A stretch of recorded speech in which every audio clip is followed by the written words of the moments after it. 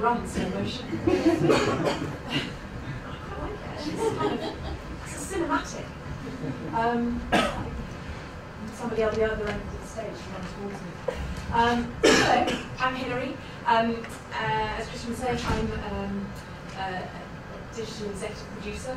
Whatever we take that to mean, it can mean a lot of different things to a lot of different people. And that's one of the things I'll mention further on in my talk, is that job titles a little bit screwy. I'm currently working for a range of clients, working to tell stories across multiple platforms for lots of different people. Lots of different people have stories to tell. But predominantly my background has been in broadcasting, so I spent a lot of time at the BBC, working in live radio, and a lot of time at Channel 4, working in TV broadcasting, particularly with the drama team there, but also with Film 4 Productions, so doing some thinking and a little bit of work around making films multi-platform in some interesting ways as well. So, a small confession before I start, and what I'm going to talk to you today about is not really case studies of what I did. This is what I did in my job. What I'm trying to do is distill out some themes and some learnings that we've developed, my colleagues and I, people I've worked with, have developed over time, and to try and share those with you. You're going to hear a lot from some really amazing practitioners as we go through the day. We've got some incredible projects to showcase, so I figured I'd leave that bit to them, and I'll talk more generally around themes and working together and all that kind of stuff. So, here we go. I'm going to start with some really, really old news just to basically set the stage. We all know that the internet has changed how we watch TV, and you can substitute the word TV for film, or maybe watch theatre, or go to events, or enjoy gigs, or listen to music, or read the papers, or consume media, or whatever. It has changed how we interact culturally. Another piece of old news. We now have limitless choice, and I say we because we're consumers as well as producers. And we have limitless choice. And this has a couple of really big effects. One is that it means that the audience that we're trying to reach is scattered across the internet, consuming all kinds of different media, and their attention is splintered across all of those different types. It also means it's kind of difficult to choose what's good. So we have, again, not a big problem, a kind of a curation problem, or maybe a marketing problem. But it's certainly, it can be confusing and difficult to choose where to invest your time and attention when you could invest it absolutely anywhere. And the net result of this is that we have a very distracted and distractible audience. So they are viewing stuff online, they're viewing stuff on TV, they're out and about, they've got limited choice, they've got all of this information coming in at them. How do they choose what to watch? Well, sometimes they don't make a choice, sometimes they just scatter. However, they are watching more TV than ever before. So the old adage of, thankfully it's not happened for some time now, but I would go to conferences and innovation days and that sort of stuff, particularly in the TV sector, and there'd be somebody from the digital media sector telling TV executives that TV was dead, that the medium that they worked in was pretty much over. Nobody's interested, the internet's here, it's going to revolutionise it, look at the music industry, it's going down the toilet, and telly's going the same way. The music industry hasn't gone down the toilet, it's made some radical changes. And people are watching more TV than ever before. Telly is not dead by any stroke of the imagination. And thankfully we've kind of stopped saying that. But what has changed is audiences now have really diverse attention patterns. So TV has changed, TV consumption has changed. And a little note there about it's less defined by age. So again, something historically that we used to do is the kids are doing cool stuff online, and the grown-ups are still circling programs in Radio Times and watching them in a really straightforward way. That's kind of wrong. So let's just try and get that bit out of our heads as well. People are consuming media in the way that they want to consume it, and the way they want to consume it is generally directed by how they live, not how old they are. So let's have a little think about some of those viewing patterns, those different viewing patterns. So the top of the list there is binging and snacking. Snacking is those small bites of content that we get from YouTube, generally, and predominantly YouTube, other video sources, and I'm talking particularly about telematerial, but we'd say the same for film. People who sit and watch through film trailer after film trailer after film trailer, you don't see all of those films. But the snacking is also the way I consume shows like X Factor and Britain's Got Talent. I don't have the patience or the stamina, frankly, to sit through an entire episode, let alone a whole series of one of those shows. But what I will generally hear ambiently, or just by seeing it on a headline on a tabloid somewhere, or in Metro, or going into work in the morning, is if somebody's done something extraordinary on one of those shows, and that's my call to action to then go and watch that clip of that show, usually YouTube, very rarely actually, sadly, on that broadcaster's original site. But that's my relationship with that program. That's how I get access to that content. And it's no less valid than me sitting down to watch an entire show, although perhaps the advertisers of X Factor disagree. Binging is sort of an umbrella for buying box sets, sitting down and watching an entire series in a weekend, downloading something off the internet and watching it, watching House of Cards on Netflix, just sitting there in one go and watching it because you're not tied to a schedule. And it's that kind of, I'm going to sit down and I'm going to invest some serious time and attention on this program. And I think binging is an interesting one. It's one we don't currently, the TV industry doesn't currently measure particularly well. Barb don't yet measure binging behaviour. They measure on demand a bit. So on demand, we all understand it's catch up. It's people going online or series linking something to watch it later at their own leisure. Barb at the moment measure on-demand viewing. If somebody's series linked something or gone online to that proprietor's website to watch something within a week of its first broadcast.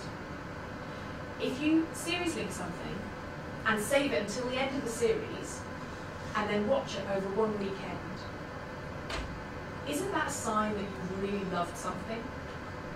Isn't that a sign that you've really invested some time and some effort to really deep dive and sink into that drama content or that show content, whatever it is?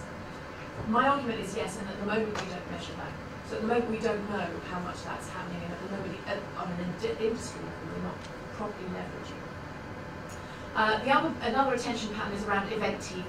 So people are still watching TV when it's being broadcast. There's a lot of time shifting going on, but there's an awful lot of just watching things when they go out live, or as. And event TV are things like X Factor, Strictly, those kinds of things, but can also relate to big flagship drama like Downton Abbey.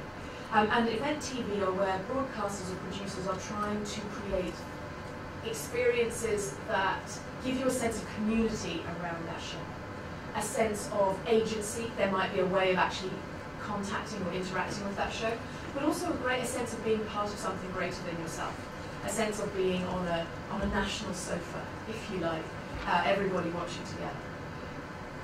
And the final piece, which I was talking about yesterday and was saying that I'm still not sure whether this is a subcategory or a category in its own right, or it's more of a means, it's a way things are done, a means and a methodology, is two-screen.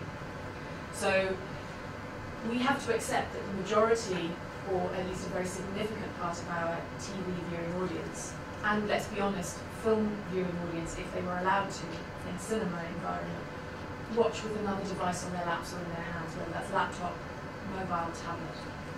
And the majority of the people who are watching in a two-screen capacity, so they've got something else in their hand, report that what they're doing with that other device, on the whole, doesn't bear a great deal of relationship to what they're watching on a bigger screen. And there's a great challenge there for us as content makers, as storytellers, as broadcasters, as producers, to try and capture that bit of distracted attention. And there are some interesting ways of doing it. There are lots of examples of play-along. So Channel 4 did Mini Pound Drop. X Factor has a lot of play-along stuff. The Voice has a lot of play-along stuff that you can do while you're watching the show.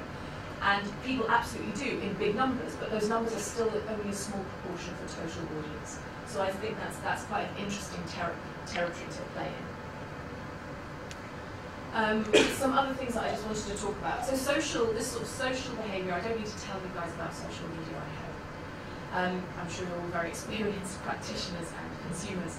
It's not new, but it is important.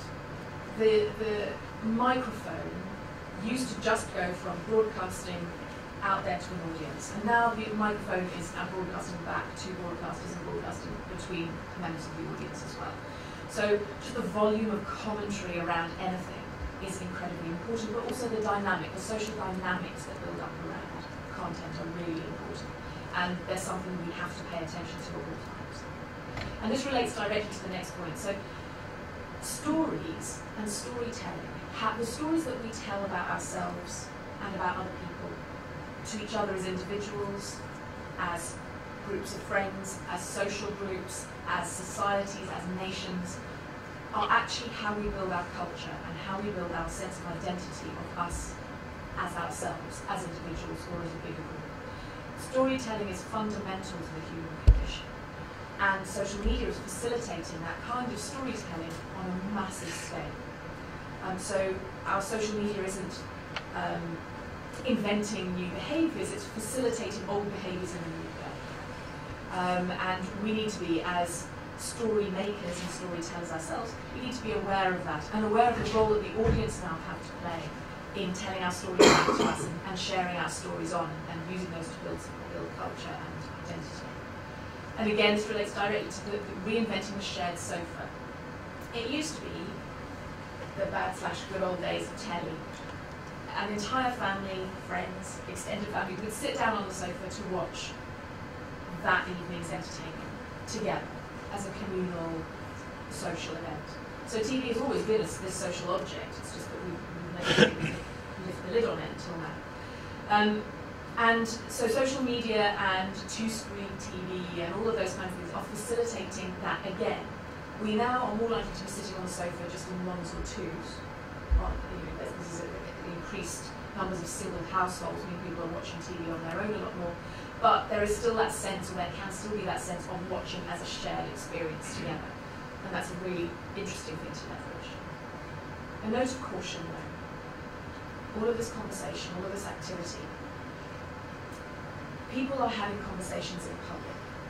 And as a content producer and broadcaster, that's an enormous opportunity for us. However, they're not necessarily talking to you. Some of these conversations are not meant for you. And it's an important skill to develop to be able to identify when it's appropriate to join in as a storyteller, as a content maker, as a producer, as a broadcaster, and when it's appropriate to just stand back. And then my last little one is around playing games. So we have a wonderful and burgeoning games industry, and some of those games you can go out and play at speed as part of the Brighton Digital Festival. But the games I'm talking about here are the games that people make up on the fly. So as well as telling stories as a way of creating identity and culture, we also play games as a way of interacting with each other. These are little informal games. You may not even realise that what you've done is made a game. But people who watch game shows and try and guess the question before the contestant has got it. People who watch murder mysteries and try and guess who done it before the detective in the programme. Columbo totally busted that game, by the way. But generally, Poirot, you can still play along. I tell a story which is slightly embarrassing, a little bit gruesome, that I used to play when I was a kid with my dad and my sisters. When Casualty was on, we'd have to guess how many people would die in that episode before the end of the opening credits. This is a game. It makes watching Casualty just that little bit more fun. And after a while, once you watch Casualty enough, you start to learn the patterns of Casualty storytelling, I tell you, and you can predict really damn well. So people play games. There is an opportunity in there. Creating a game or creating playfulness around storytelling can sometimes help leverage that sense of being on a shared sofa, or encourage people to share stories and tell each other stories. Just some thoughts. So, all of this activity, all of these different ways of consuming stories or interacting with stories or just enjoying has led to some really serious expectations on the part of the audience, the people who we're trying to reach with our stories. So I've boiled these down. There are many, many big expectations. I boiled them down into broadly 3 camps. I've probably missed some. I'm sure you'll be able to supplement this little list. But as a baseline, people want content across any screen they choose to watch it on. So this is about convenience. This is about on-demand and availability. And the next point same. They want to be able to watch when they want to watch it, not at the time of your choosing.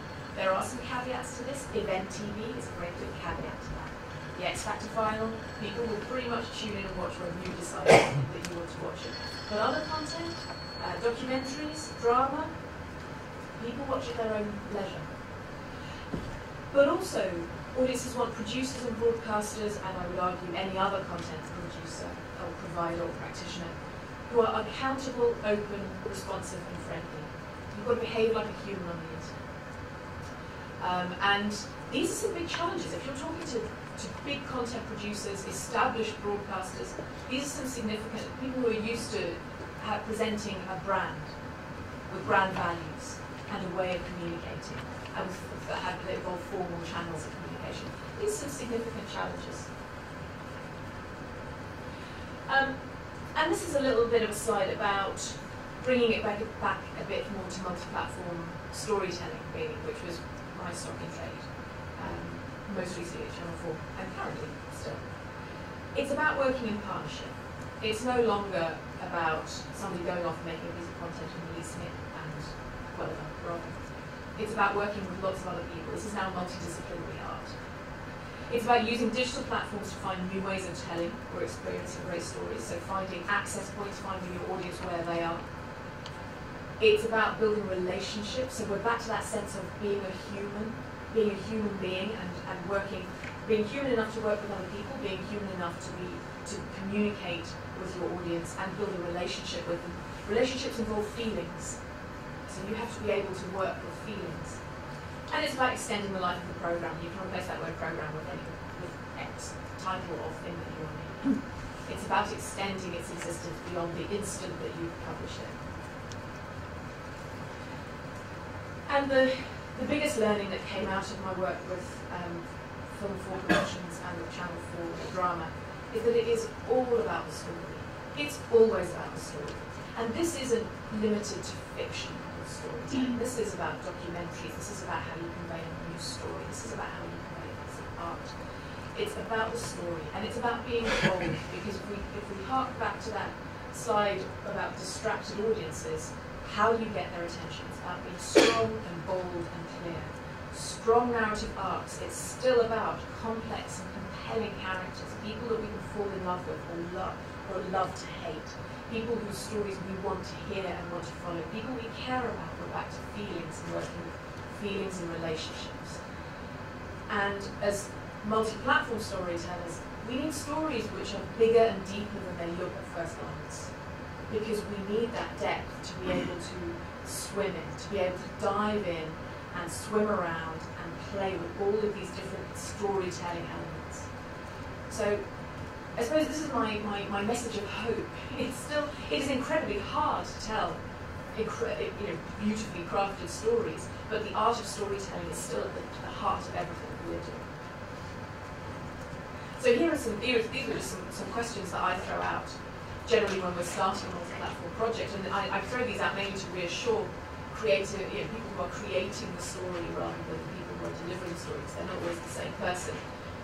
That what is important is always what you start with, and it's what is important about the story. Why are you telling the story? There needs to be a reason. If there isn't a reason for you to tell the story, there isn't a reason for anybody else to receive it, to listen to it, watch it, consume it. What are you trying to say? What is your message? What is at its heart? Is it about the human condition? Is it about good versus evil? Is it about the redemptive power of love? Is it about learning who you really are? What is it really about? And then what is the plot? Plot and what it's about? I'm not necessarily saying plot is the way you tell the story. What it's about is what it's about. And who are the characters and why should we care? It can seem easier to throw a character out onto Twitter and just have them communicate through dialogue. That dialogue has to reveal who that character is and what the nuances of that character is, what their insecurities, their hopes, their fears. Why on earth we should bother following them rather than following our friend, who frankly is a real person we care about and care about. So that's sort of a note there for creative. Those were the biggest learnings that came out. You can't skim on the storytelling bit when you're trying to spread a story into use cases. And telling multi-platform stories falls into a broadly, I've got sort of 4 different camps, and I'm sure as will emerge today, there are plenty more. But broadly speaking, there's world building, which is, if the story were real, if these people were real, what would they really be doing? And can we make them live in that way, using all of these wonderful new tools we have? And it's about blurring the line between reality and fiction. Audiences on the whole understand that they're watching a fiction or telling a fictional story, but there is some excellent fun to be had in playing with the lines where that fictional reality meets our reality, and you can have a lot of fun with that. It's about supporting fandom. If people love what you're making, support that. Give them places to talk about it, give them places to love it, to like it, to express their joy of it, and support it when they do, in unexpected ways, express their joy. So on Utopia, people started creating the most incredible art, mostly published on Tumblr. And a lot of it was using imagery and screen grabs from the film, and rights, that's iffy rights territory. And we could have taken them all down. We could have done a cease and desist to every single person. And we didn't. What we did was republish them and say, this is awesome, go and have a look. And we promoted this work. Because it's people expressing love, and encourage that, because that's part of the relationship, that sense of feeling that they have with you. It's about asynchronicity, so we're back to that on-demand thing, so people wanted to watch at their leisure, consume when it suits them, for as short or as long a time as they want to. And then there's a little dialogue between live 2-screen experiences. So it's about being able to do something while you're watching, being able to participate, being able to use that device in the lap of your hand, and encouraging people to use that device in a way that relates to the thing that you've made, and watching rather than just checking in on Facebook. So those 5 themes leave us with some really significant nuts to crack. The first one is creative. Telling stories, telling good stories really well is hard. So it's worth taking the time to really invest in the creative development stage of whatever it is you're doing. Workflow, certainly working in TV production and radio production, even is much more pronounced in TV, and then again in film production, is the difference in pace of what happens between when you're making a film or a TV show and when you're making a piece of multi-platform and digital storytelling, whether that's website, social media feeds, whatever it is, app, whatever it is you're making. The workflow, the timescales are different, and you have to respect that difference and cater to it. There are some interesting challenges around skills, roles, and responsibilities. So the most banal version of this is if you go into a production set, a film set, TV set, as a digital producer, the word producer means something different to TV practitioners than it does to web practitioners. You need to understand that, because what that word does is set up expectations of what it is you're there to do and how you're going to work, and where you sit in the hierarchy of things, and can cause untold confusion.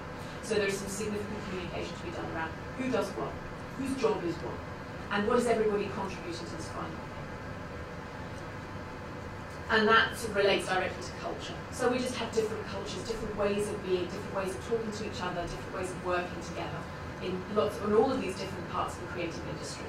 And we have to try and find ways to get that to overlap. There are some big challenges around financial. Who the hell is going to pay for this? And can we make it make money?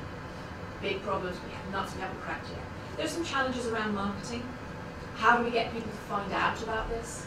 How do we make this beautiful thing that we've made sing as loudly as it can?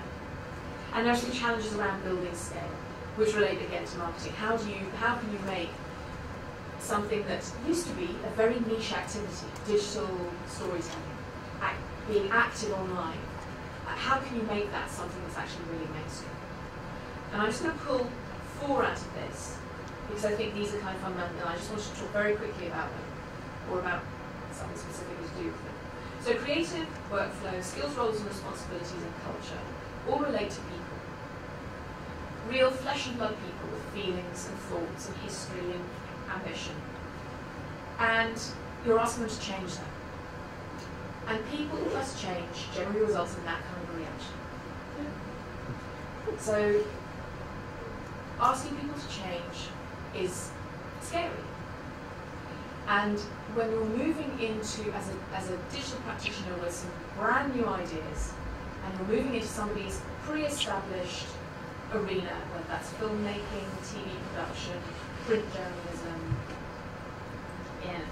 anything you can think of, publishing, whatever. You are asked, you are challenging them. And their response will be to be frustrated, to stall, to be welcoming and then not do very much about it, to agree to stuff and then change their minds. There's a lot of confusion in behaviour you'll see around that. And it used to be, working from a digital point of view, we used to kind of, oh, they just don't get it. They're just not getting it. They get it. They kind of get it. They're trying really hard to get it, but it's scary. And they're afraid of a lot of different things. They're afraid of being wrong, looking stupid, failing, losing money, never working in this town again because what they did was such a turkey. And if you're honest, you're scared too. Because you're scared of being wrong, of looking stupid, of failing, of losing money, of never getting a commission again. Because if you're not scared, then what you're trying is not new enough. And this is just basically my call out to recognise this fear and to recognise that this is an understandable human reaction and a very, very human emotion. It's us being a bit vulnerable with each other and trying to share our ideas and work together. And this is my request, is that we stop banging our heads together and start to work with a little more compassion. Maybe take some baby steps. Take responsibility for your part of the ideas, but give responsibility in the ideas and the content and the assets or whatever it is that you're wanting back from those producers.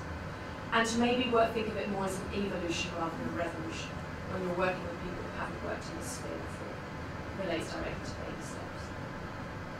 So very, very quickly, these are the things what we have learned about how you can tweak your project structure or how you can approach a project in a way that might help to manage any resistance, fear-based resistance that you come across.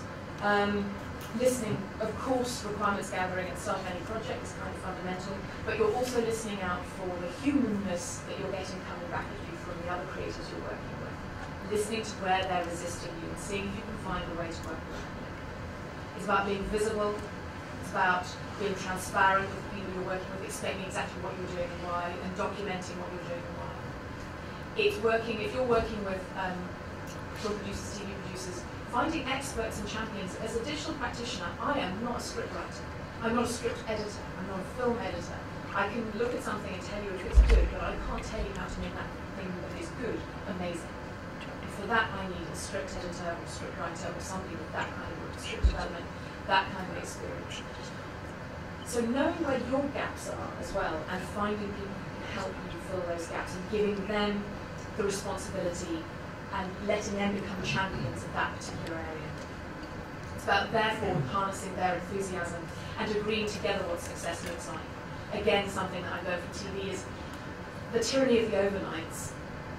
Any TV broadcaster or producer is concerned about how many people watch the programme overnight. That's their measure of success. My measure of success is how many retweets did it get, how many followers did it get, how many likes on Facebook did it get. Other measures of love and enjoyment, what are people making around this content. So sharing what you are all measuring as a measure of success and agreeing what your vision of success might look like can help give you a sense of coherence team who are trying to work together. And all of this requires time. So you need to allow time for your projects to develop. You need time to work with the people that you're working with and build those working relationships. And again, we're working with feelings. Identifying those low-hanging fruit that you can prove yourself really early and managing expectations about the things that are going to take longer. Nothing happens in an instant online, and it used to be that people thought it did. So managing those expectations. And the end result, hopefully, is that you're building knowledge and enthusiasm, ambition, and respecting the knowledge, enthusiasm, and ambition of the people who you're working with. Get that flow in both ways. You'll learn a ton from the people you're working with. They'll learn a ton from you. Your future projects become easier. And also, the industry as a whole begins to develop. And you develop ambition in different ways and innovation in different ways from different